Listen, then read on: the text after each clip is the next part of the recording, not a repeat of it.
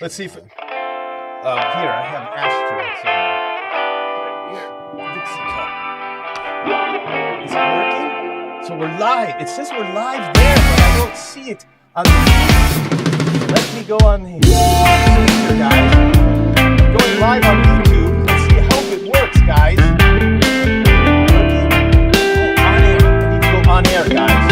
Going on air and YouTube. There's a feeling in the air tonight. Sorry, guys. Let's get back to.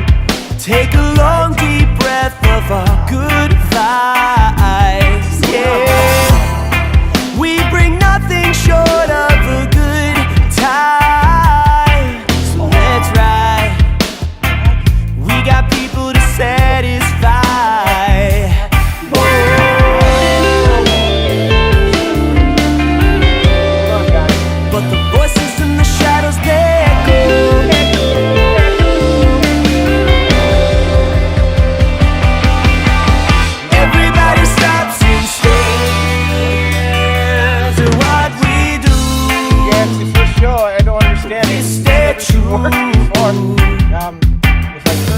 You don't have to understand,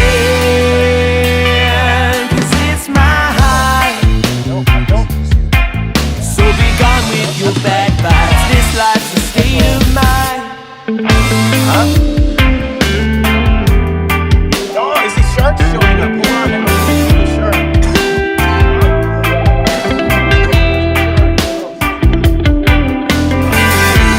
They talk the talk, but we walk the walk. They tell us that we're wrong, but we stay mellow, mellow.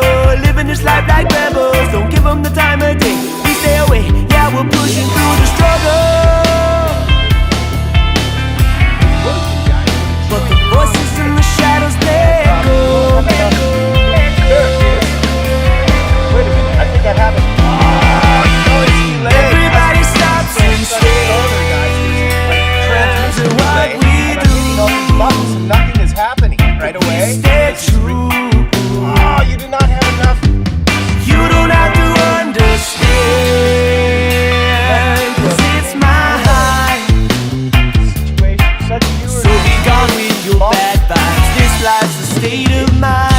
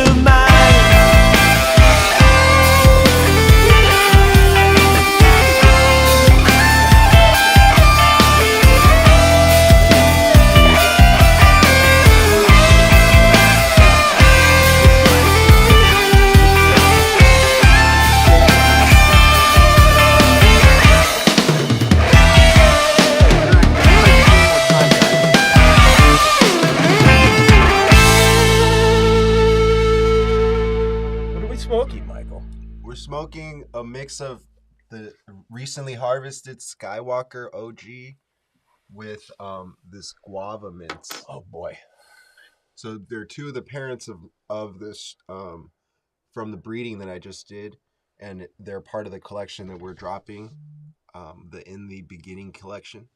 So, but we have the guava and the Skywalker OG are both parents in that. Here you go, my friend. I'm, let's see, is the shark mouse trying to join? I believe the shark mouse is trying to join right now. Let me try. Let me see. Let me get back and try. I believe. Let's go. Let's see. Is it going to work?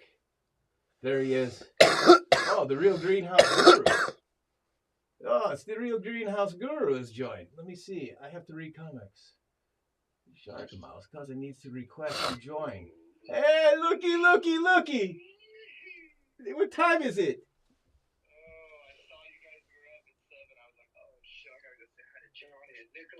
Yes.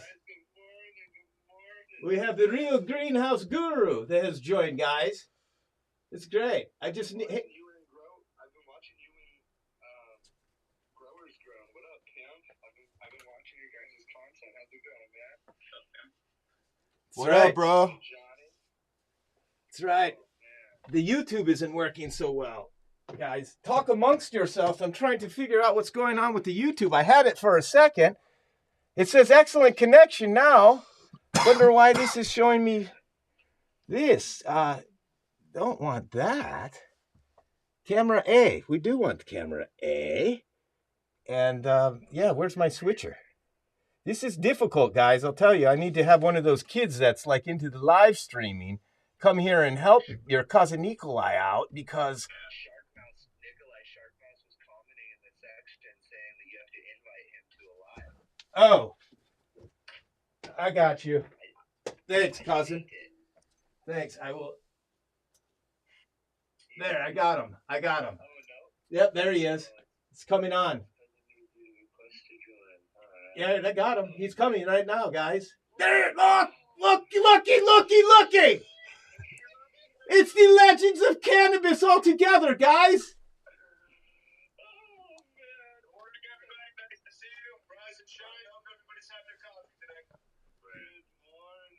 Good morning, Professor. Thank you for tuning in. It's true. Look, it happened. It's not working, so... Thank you. Everybody appreciates it.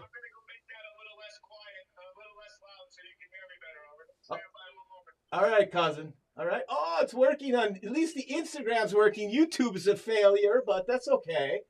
I'm just starting out on the YouTube. Yeah, Cody. Thank you for tuning in. This guy, the real greenhouse guru. It all started with the Gordy Johncock when I overheard him at the Hydro Pros giving his spiel about the cutting edge and that. And then I meet the greenhouse guru, and then I meet Michael Fang, and then I get in touch with the Shark Mouse. And now here we are all together for a pseudo-apprenticeships of sorts with the gurus of growing, as I'm calling them. Anyhow, it's what I'm doing. It worked out pretty good. I leveled up this last year, no doubt. Anybody watching this, Shark Mouse is the next Ask Ed. I'm just saying it now. Dude, you are the new version of the Ask Ed. I'm blocking you. No, you're good. You're master your craft. I know you're humble and stuff like that, just like I am when people gas me up. But dude, you are following it for years, and I love it, dude. You're like crushing it. I genuinely appreciate you and all the hard work you do. All of you guys, hey, you kind of choked me up there a little bit. You know, I'm just trying to be as accessible as I possibly can and help where I possibly can. You know, obviously that can be difficult to do at times for everybody all the time, but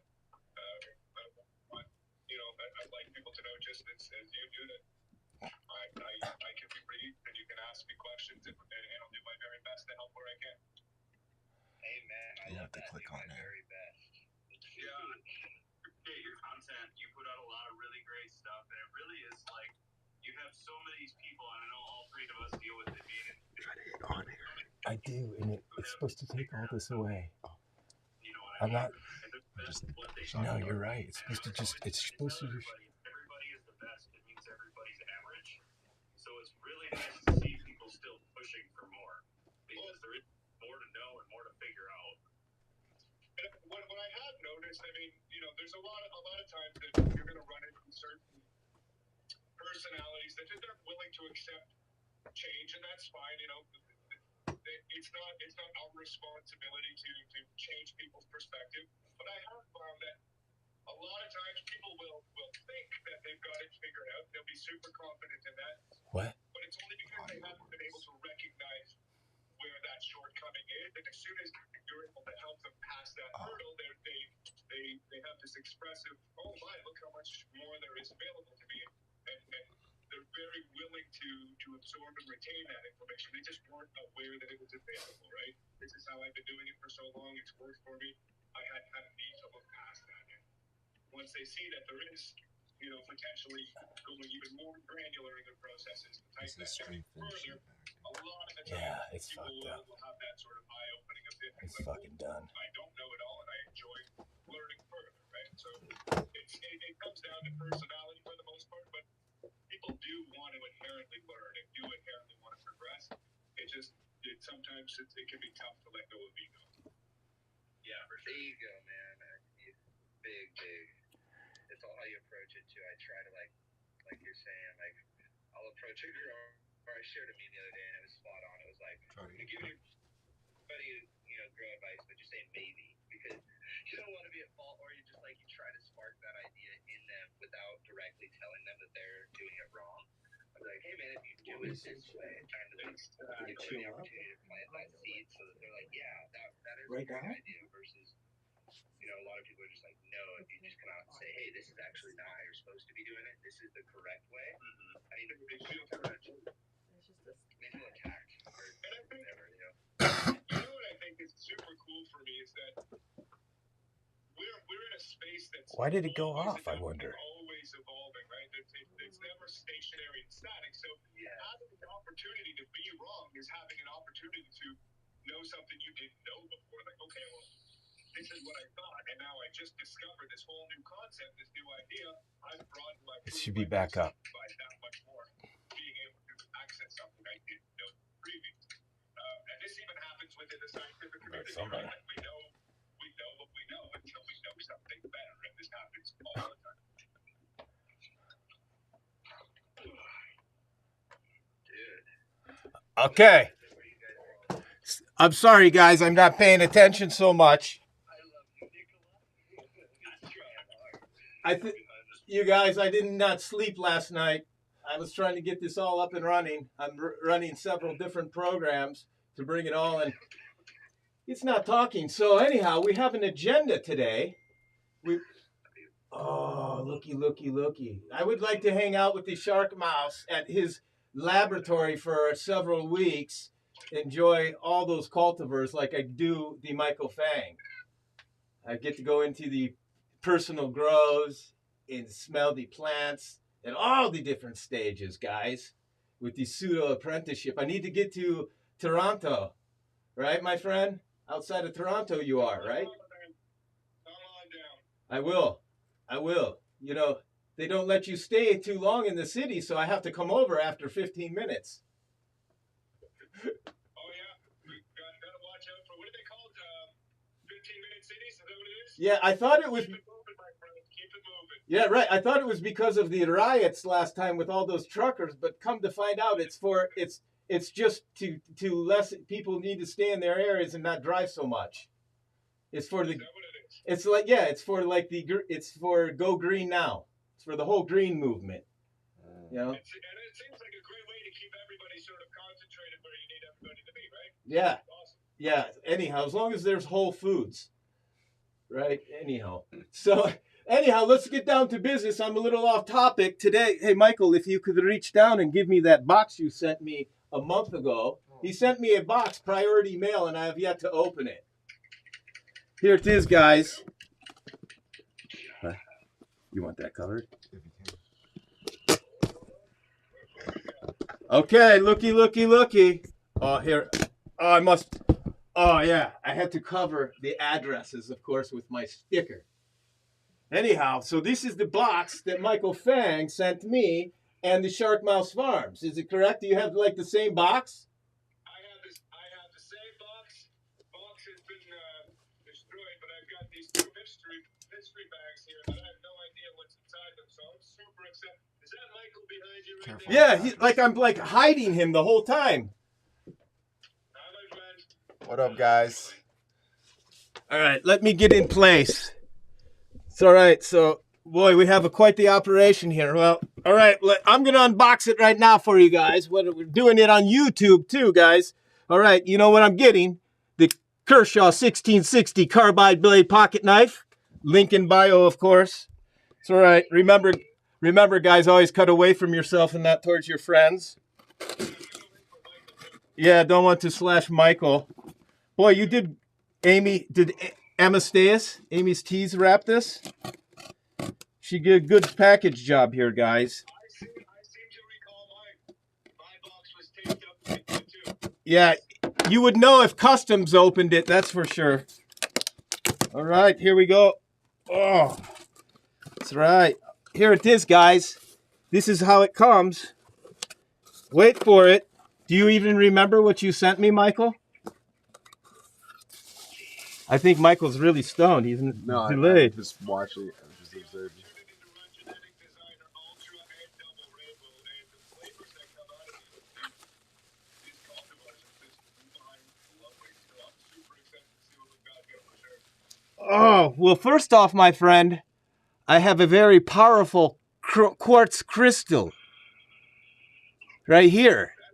If you do not know about the Michael Fang, everybody, then you must know that he has a special way of growing, and he uses all sorts of empowering techniques, from organics to spiritual essence. I hope I'm using the right words to describe what you do, Michael. Yeah, sounds good. Anyhow, try hard. Everything in the universe is relegated by energy, right? So Indeed. As you know, our cousin Nikola Tesla spoke of these things, right? That's right. Anyhow, here we go, guys. I'm getting ready to open up the packages. I don't want to make mess. It's all right. It's okay. Make sure there's nothing else hiding in here. No, I believe that is it. Don't want to misplace anything else. All right, we'll put that to the side here. All right. Very nice, safe packaging, guys. Look at this. We'll reuse. Oh, wow. Okay, Shark. Let me get up there. Looks. Here it is. I believe you got the same thing, Shark. I have the. Ah, looky. It's the Mona Lisa. The Mona Lisa, guys. It just come out. It just released, and then this one right here. Oh, the aqua. Have you not grown that yourself, Shark? No? The aqua and the Mona Lisa, guys. Well, tell us about them, Michael. Please go through it.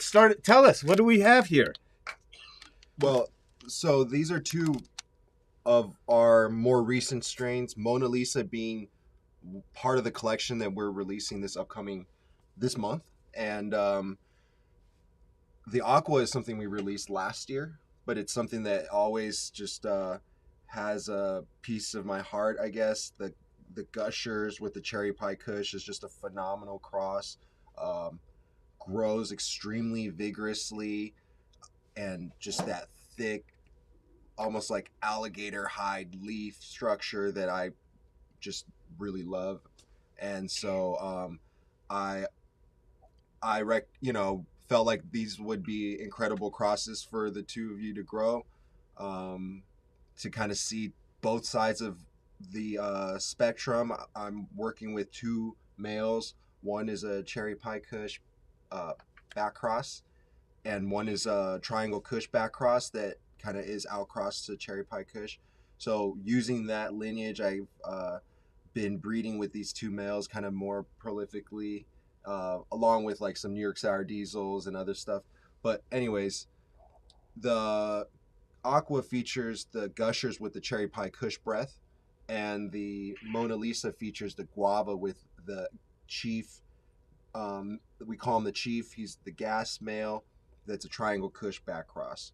So we've worked these lines to find really true breeding, consistent males. So I've visited a lot of gardens. I've seen a lot of selections where just everything comes out real uniform, despite them being, still F1 crosses. Mona Lisa also features the guava that we're smoking. So what we kind of rolled up earlier was guava with Skywalker. And so it's going to be very similar to, in effect and in flavor, as what like Mona Lisa may come out like. You're going to have to cut that. but because it's got an OG male with a guava, very terp forward female. So if you're looking for something that's like gonna beat, like if anyone doesn't know, like basically guava's the next wave, right? There's like guava, there's a bunch of strains that are kind of making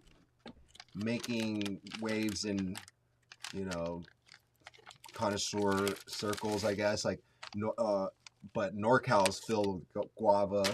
A lot of people are breeding with her, or different varieties of guava. We happen to have a guava mince phenotype that's just extremely resinous and very terp forward. And if anybody's looking for a guava selection, expressions that you were looking for when putting these two lines together, what were some of the flavor expressions?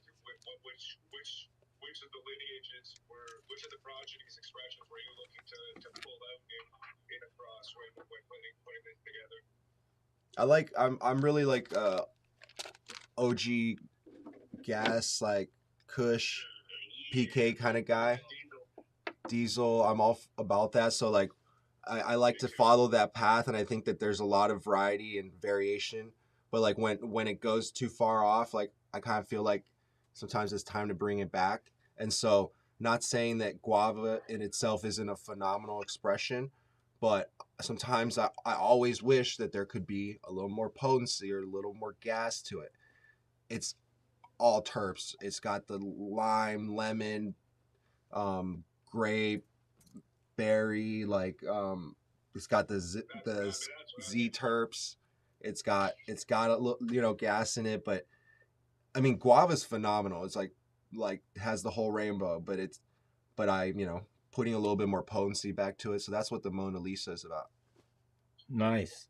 Very nice. And so here, right now, I'll do a little unpackaging right here of the Mona Lisa. It comes in this airfoil packaging, guys, all sealed up. I will open it up. Once you open it, it's open, guys. There's no resealing this one. The collector's aspect is now gone. Oh, we really do seal this up. Very like hermetically sealed. Very much. So I can see why you say it's like air pressure tight. Anyhow, oh, look. And then they're wrapped even further in a little foam sleeve. That's right. Let me get it. Wait for it, guys. And then another envelope. That's right. Looky. Oh, so this is what I wanted to talk about with you guys. So there are things that you want to think about when you're first starting to grow, right? One of the things is the strain that you're going to grow, right? Is to try to find out somewhat of its lineage, to understand like its flowering cycle, right? Because some plants flower sooner than others, right? And I'm trying to gauge like how long this grow will go. So I've anticipated it's going to, from the time I pop the seed to the time I actually harvest and dry, probably almost 5 months. Is that not correct? Sounds about right. Yeah. It could be sooner depending on how long you decide to veg it for. Right. And that's what I will need your advice is like, at what point should I, start flipping? I only did this once before, and I had advice from the guys at HydroPros, and they told me, oh, you haven't flipped? You better flip now, cousin. You don't want to touch the ceiling into place. But anyhow, so it entirely comes down to media volume, your space, your light intensity, and what it is you're trying to achieve, right? You can easily fit 12 plants into a 5x5 space and flower after 3 weeks of veg time, no problem. And you will fill that space to its max capacity and optimize every inch of that plant. Or you can put a 25-gallon pot in one of them. 25-gallon pot, veg it out for 3 months, and in effect utilize the same space just as optimally. It all comes down to sort of what you're trying to achieve, what your inputs are doing, and what type of practices you plan on maintaining. The other thing that you have to look for is maturation of the seed. It won't flip until it gets to be a certain age, not the chemical availability for hormone. 100%. So will, like, even if you wanted to, if you get a little seed, like, you can throw it under 12 and 12 and it won't flower. It has sexual maturity is a big thing. Yeah, so you have sexual maturity, and what you'll are actually seeing hairs and stuff like that. Plants are naturally sexing themselves out when they're little. That's because they're actually finally going through that puberty stage where they're making those new adult hormones. And so when will, so that goes to another question. Now, these are not feminized seeds. These are regular seeds. So I'm taking a gamble here that we could go through a month or two before we find out that they are female or male for certain, right? Correct, yeah. So just to explain a little bit about the packaging and what you said about the male and female, the reason why we do what we do is because every seed is hand selected and we want to protect the longevity. That's why it's sealed so well, and it's made so you can put it in the freezer and store it long term. In terms of male and female, what we do is we offer a lifetime satisfaction guarantee for anybody that purchases any of the work that I have any involvement in, as long as you can show proof of purchase or prove that like truly belong to you. Mainly because they are regular seeds, and there's totally a chance of not even getting a single female. That does happen, and certain conditions can potentially exacerbate that but at the most, most of the time we see 50-50. Mm-hmm. But if there's somebody who's like unhappy with their female to male ratio, or they're just simply not getting enough expressions to find a good keeper, that's like part of our guarantees. Like we'll send people out more seeds so that they can continue that hunt. I'm going to go ahead and save everybody a whole bunch of weeks here who may be listening. If you're running a regular seed run and you're waiting for a specific amount of veg time until you flip, so you're unsure whether you're going to have male and females, during that veg time, if your plants have reached sexual maturity, you can take clones, let them die off in a windowsill, and they will express their sex for you. So you'll know ahead of time whether you've got a female or a male plant before actually flipping that plant, just to save yourself a couple of weeks if you plan on keeping it all long veg space. That's right. And the good guy Gordy Johncock had told me that, and I did that last season. What do we call that again, Gordy?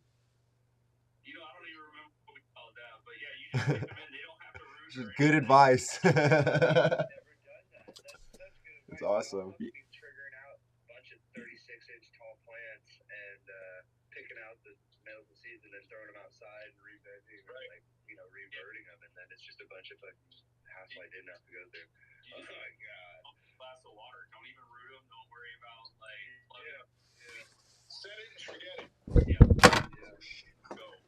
I'm baiting children for Sunday school. I'm gonna go, guys. Much love. All right, cousin, thank you for tuning in. God bless you and your family. Bye for now.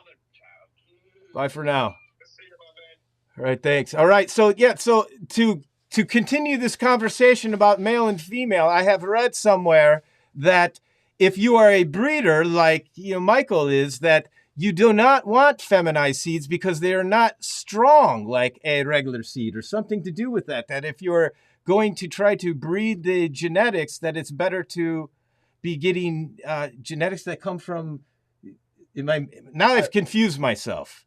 So what you're likely alluding to is the fact that feminized seeds are often a result of selfing, which leaves an inherent genetic predisposition to selfing through its lineage.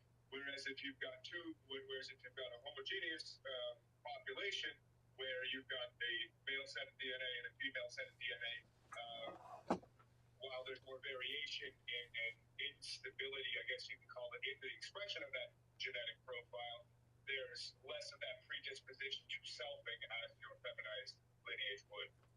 And you and I have talked about this, Nick. At this point in breeding, we've had so many what I like to call pollen chuckers out there who get a hold of some colloidal silver and they're going to make the next best cross, and they don't think about the fact that the plant that I have in front of me has been hermed to create feminized seeds for the last 8 generations. and I'm going to mix that with something else, but that's 8 or 10 generations of herming. And you're really locking in those genetic traits. When you look at all agricultural crops across human society, they are all bred to be hermaphrodites. Really? It's a self-preservation tactic from an evolutionary standpoint, right? If I can't get pollinated, I better make sure that my DNA is preserved through future generations somehow, right? Yes, it makes sense, right? Yep. And then in an agricultural sense, when you think about corn and everything else, you don't want to waste the space on the males. So humans inherently breed plants to become hermaphrodite over time. I You can see. look at any type of food crop you want, and that's how it works nowadays. I see. Well, yes. To add to that as well, very, very seldomly, I guess I won't say seldomly since I don't have any specific data points to reference, but when running a pheno hunt with regular seeds, that 1 in 20,000 pheno reduces to like 1 in 1,000, right? Like because of the variability in the genetic expressions, you got a much better chance of finding something, an outlier that stands out from the crowd. I see.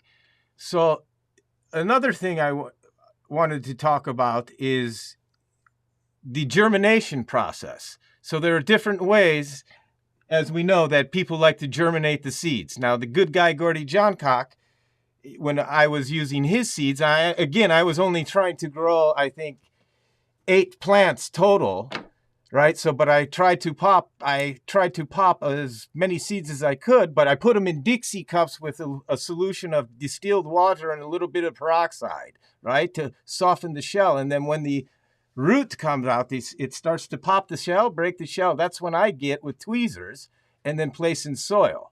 I know some people use paper towels and Ziploc baggies and keep it all moist. And then I speak with Michael, and he is one who just takes the seeds and puts in soil. And we have big discussion about that. And I'd like to carry that on, Michael, and let you start it off by why you put yours in the soil and about how the breaking down of the, helps break down to soften the shell up, so to speak. Let you carry on. I will check the comments below, guys. Yeah, so I was telling Cousin that ever since I've been really focusing on creating, very mature, well-developed, hard-shelled, fully tiger-striped genetics or seeds, that I've found that they actually germinate better in soil, and that sometimes they actually don't work quite as well when you just put them in water or put them in a paper towel. It's like not necessarily to say that they're it's almost like the shell is too hard. And what I've found though is that it actually germinates very well, 100% almost every time, directly sown into soil. And it made me think about the idea that perhaps it's the beneficial microbiology or just some of the enzymes in the soil that are potentially helping with the germination, or that this, so that's just what I do. And so most of my seeds and males and whatever are selected from seeds that are sown directly into soil. I've also kind of drawn the conclusion to the fact that like I'd like my seeds to be able to grow in the ground if I put them in the ground, not like necessarily that they're just babied and put into paper towels and germinated. And so that's kind of how I've basically progressed to just directly germinating into soil. I can give you sort of a quasi explanation as to your theory as to why they perform better from a germination perspective in soil than they do either in a cup of water or in a paper towel. And at the end of the day, a seed goes through 5 stages of sort of life before it becomes a plant, right? And as long as it's hitting those 5 different steps along the way, then you're going to have a viable, healthy plant. Oxygenation and aerobic respiration of those cells as the seed becomes alive, as it's rehydrated, is an important and critical factor in getting that seed's metabolism moving and that energy sort of working. When your seed is in the soil, those, there's a lot of biological reactions happening that include oxygenation from the microbial exchanges and from dissociation of the actual soil itself. So you're getting that step 3, that the aerobic respiration of the plant cells happening at a very rapid pace, where in water, oxygenation and dissolved oxygen depletes rapidly as temperature goes up and as time goes on. So if you're leaving a seed in a cup of water, the dissolved oxygen in that water is dropping lower and lower and lower, which is kind of slowing that process down just a little bit. Another. And to clarify, I do it is I toss them into a cup of water, but as soon as that seed soaks and sinks, I immediately remove it. There's no actual anything like that. Mine's only to saturate the outside of the shell to soften it. Yeah, and then it loses buoyancy. And that little bit of peroxide, we're talking like a 2 or 3% solution in there, keeps a really oxygenated environment for that while that process is happening. Right. Huge point to make is that the H2O2 adds that missing element that a cup of water becomes stagnant really quickly. Yeah, and honestly, just the peroxide you get from any pharmacy. 3%. Yeah. Exactly. So. Interesting. And when we talked about putting the seed in the soil, we talked about placing it, Gordy, right? With what side? Again, tell me about the pointy side or the bottom fat side. What side? I point the pointy side down because that's where the root comes out. That way things are in a natural placement and it's taking off. I'm trying not to take away from energy of coming up and being vigorous by fighting to get directional or anything like that. Because a seed has a finite amount of energy inside of it. It's pre-built in. It's not technically feeding on those first roots the first roots that come out. It's just, developing that area. So I try and keep things directional. It opens up, hinges on the top.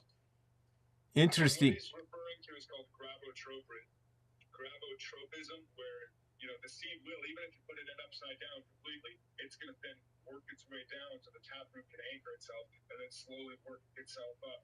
Based on the force of gravity pulling down on it, it's going to try and work against it. That's just how it's evolved.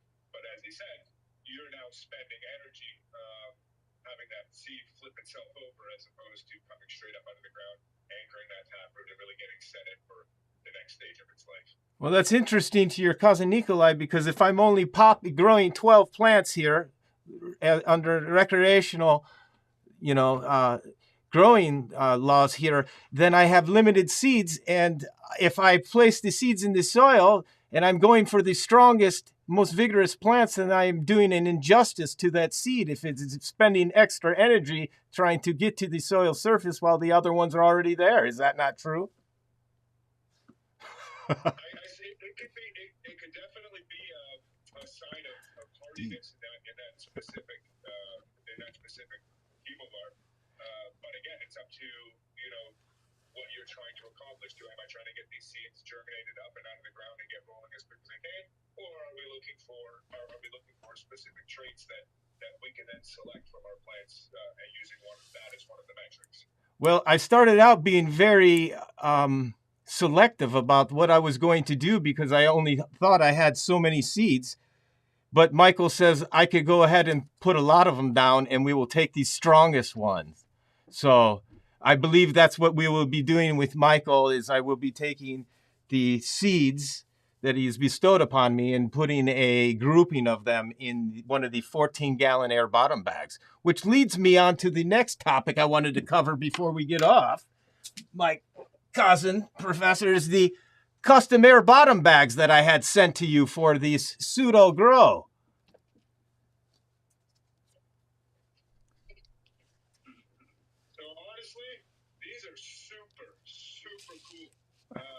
Have you not seen these before, cousin? I did not anticipate how, first of all, durable and well-built they were. But the premise of having that extra inch of completely aerated space underneath is massive for your root zone and promoting healthy root growth for sure. So I definitely love these products. Yes, as you can see, everybody, they are like a polyester tie, some sort of durable fabric with a mesh. It's more open mesh, allowing for more air pruning. So you won't get... It's like tennis court mesh. Yes, right, like tennis court netting. And so, anyhow, I have these custom made to fit in the Autopot self-watering systems that you guys may or may not know about. And so I reach out to Paul, the owner, down in Florida, and I give him the dimensions, and he make me up. This is a 5.75. I believe we do the math. It's around almost just a little bit more than 5.5 gallons, this one. And then over there, Michael, if you hand me this one right here. This one right here is the 3-gallon one. So, Shark, I have been following you, as you know, and I know that you have grown in all sorts of different size pots. And one of these segments you were growing in some smaller bags.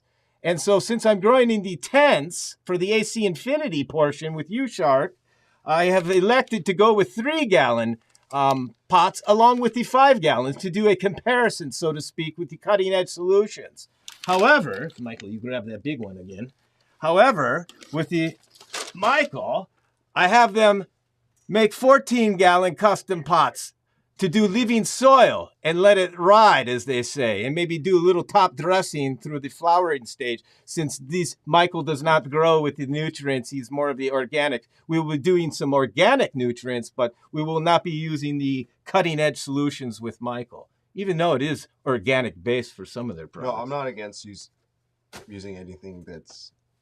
Yeah, it's not. It's my decision because I'm trying to bring different products. So basically, I guess to make my point more clear, is Shark, you brought up the different ways and styles of growing, right? The big pots, these smaller pots, and that is what I'm trying to do with these Pseudo-Apprenticeships. I'm going to have a few different ways of growing just to show the newbie growers. So we'll be doing a big. It gives you an all-encompassing experience, right? So Right. you're not only sticking to one method, but now you've got the opportunity to see how various aspects of things work, and you know how a no-till is beneficial with a larger pot because you've got that availability of a lot of organic degradation of organic materials for the microbes to work on, whereas you can see the instantaneous bioavailability of your salt nutrients in one space, and you'll have the opportunity to see a lot of the different benefits of each style as you go through. So I think it's a great idea. Thank you. I've been curious for so long. When I started out a year trying to figure out how to grow indoors, I asked so many different people, and it's a lifestyle, like you say, Gordy, right? The organics and how you're going to incorporate it into your home if that's where you're growing. And so I hear all these different techniques, and I buy some of the stuff along the way, and I wanted to learn about the cocoa and the nutrients. And so now that I have advisement from all of you, I can try all of these different styles and decide on which one I will continue on moving forward. Or maybe I will just incorporate all of them. Anyhow. Companies I work for to hook you guys up with our Grower 7030 because that's like an ideal medium for a 3-gallon bag like you guys are doing. We're processing our cocoa different than almost anybody else in the market now. Now, is your cocoa, does it come buffered? Does it need to be buffered by the consumer once it's received? We triple wash all of our cocoa to get all of the sodium chloride out. Nitrates in it and some magnesium sulfate. So we send it to you at about a 1.2 to 1.5 EC pre-buffered. So your plants are real vigorous right off the bat. We're trying to take that, there's this transitional learning curve that most people don't understand when switching to cocoa about how, cation exchange happens inside of the medium. So we're taking that learning curve away by pre-buffering these products. So they're really, really consumer friendly. You dump it in a pot, put your plant in it, you're good to go and start feeding. So that's a 1.8 cubic foot bag. And like I said, we even got it through customs over to you. So that was good. And then we also hooked you guys both up with cutting edge louder powder. Obviously it was a little easier to get mixed some of our liquid additives, but you guys have the straight louder powder, which is a mineral base. So there's no sodium chloride in there, so it's biologically friendly. And then all the ingredients are pharmaceutical grade and food grade. So the bacteria, fungi, whatever you're trying to work with inside of your medium can easily eat that and convert it into more plant energy and get that symbiotic relationship. We are close to being organic, but at the same time still synthetic. So it's just as clean as you could possibly put it. It's really easy to use. using a mycorrhizal inoculant with your product? Yeah, absolutely. Yeah, definitely. Teas, mycorrhizas, any type of bacterial inoculant. I know that there's a bunch of different brands between what you have for supplies compared to what we have for suppliers, but all of them are fabulous. You can't really say a bad thing about almost any of them. Well, that brings me to my next topic, guys. I want to make note of is you talk about that with the cutting edge is that it's good for the microbials, and that's just what I have teamed up here with a company here, Shark. It's the Michigan Beneficials. They're grassroots starting out, and they have most excellent beneficials for the soil, and they have the beneficial bugs. And this is what I wanted to show Michael. Don't get jealous, Gordy. You know, I had to try it all, but I'm going to be trying this Earthcraft biosystems in one of the living soils, and then I will be using the organic beta testing program you will be bestowing upon us for Michael's, Gordy. So we will have the best of both worlds of organics, the Earth Stayer, Earthcraft biosystem organic nutrients in correlation with the Michigan Beneficial soil amendments and beneficial bugs going in the living soil in the 14-gallon pots. They will also be being used, Shark, with the cutting edge solutions because their nutrients are non-salt based and will not be detrimental to the good microbials or life in the soil, if I'm saying correctly. But so you get to try a little of this too, Michael. And I'm sure the guys would like to send the Michigan Beneficials out to you if they can get it through customs and that. I'm sure they probably hook you up, Shark. Some of my followers, if some of my followers wanted to go ahead and check out some of these products, guys, where would they go? Well, I'm going to have links at the Koji Bio link in the in my bio here on the Instagram, and you can go there and save yourself, I believe, 10% or so. Coupon code COUSIN, as always, and we will be getting something set up with the cutting edge and the growers in the future. But in the meantime, go down to your local grow store and check out their products, along with the Detroit Nutrient Company's Great Lakes Water Only Soil, which I don't have pictured here because it's outside. And that will be the living soil that we will be growing in with Michael in the 2 pots. So it's going to be a combination. And you can always direct message me as well, and I can try and link you up with the proper place to go for wherever you're at. Excellent. Thank you. Yeah, You're also in a lot of the retail hydroponic shops too, right? Oh, yeah. Nationwide, yeah. Definitely. Awesome. Nationwide, growers is a little bit more select at this point, but we're definitely trying to branch out anywhere we can get to. So. Excellent. All right. Well, there you have it. So the next step of the stage of the game, I guess, is to pop these seeds here, get them germinating, right, Shark? And then maybe we come back next Sunday and regroup and see if see where we're at with the seeds, and then talk about. The only way to know what the seeds are going to do is to get them in the ground, right? That's right. So I think I will do a combination of sorts. I will do the Michael style right into the soil, and then I will probably take a few for our side of the grow, Shark, and put them in the cup, Gordy Johncock style. Well, I think it's a good idea that we all sort of reconnect here next week and see how we all did as far as germinating this awesome gear from Michael and Genetic Designer. And we can sort of take notes and compare as to what it is we did that either was successful for us or not. What were our temperatures? What did our environments look like? What mediums did I use? That type of thing. And we can all sort of reconnect and have a debrief on the germination process next week. How do you feel about that? That's great. I appreciate your time in initiating this with me, Cousin, and Michael for your time. And you don't have to come down next time. You could just do a Zoom call if you want. It doesn't matter. But we will. This is fun. Well, I like having you, of course. You always bring good smoke. The best. Anyhow, guys, that brings us to about 49 minutes. I don't know what happened to the YouTube. I believe I've been live streaming on Facebook. Have I been on Facebook? I have. Okay. Yes, our Cannabis cousin, Shannon, Michael's sister, is here behind scenes, making sure everything is rocking. I screwed up the YouTube. We will sort that out later. Where can they get the bag? Where can they get the bags? Oh, the cocoa bag. The cocoa. Yes, they're asking about the cocoa. So this is growers tested formula. Check your local grow store. Or Phone account and DM me, and then we can figure out where your local So you guys, Growers Grown here. That's Gordy right there on the bottom left. Growers Grown, at Growers Grown on the Instagram. And you DM him and he'll hook you up. If not, DM your cousin Nikolai and I will pass it along. All right? Anyhow. All right, guys. Well, that's about it. I think I'm gonna let things ride here with a I forgot you missed this, Shark. Let's see if I can pull it up. But this is a band, the Rockstead band, guys. This I do some emceeing at the Big Cloud Farms this past summer, and they come out and they do some music at the show. I become friends with them, you know, because of the Cannabis, and so they let me have access to their music, guys. And so we're gonna go ahead and get into it a little bit. A little bit of Rockstead. We're gonna do a little smoke sesh, and let's just end the stream off with that. Okay, guys? All right. Here we go. Well, I turned it off. I failed again. Let's try again. Let's go. It's music. So sensitive. Everything. Good hanging out with you guys. Let's try again. Thank you so much, Michael. Very much appreciate you as always. Nikolai, we will talk soon. Sorry, I can't do that right. Can't wait to do it again, guys. Thank you so much. Very much. Thank you, cousins. I'm going to read the comments and sign off. Oh.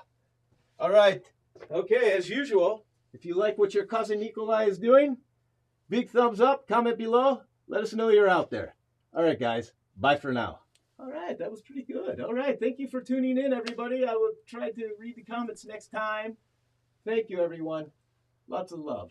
Bye for now. Okay, that was good. It worked out. I must end this one over here. We're still recording over here. Must end this one over here. Oh boy. Let's rip that. And we'll have to end the stream. How do you end it? Those Finish. Oh, finish. End broadcast.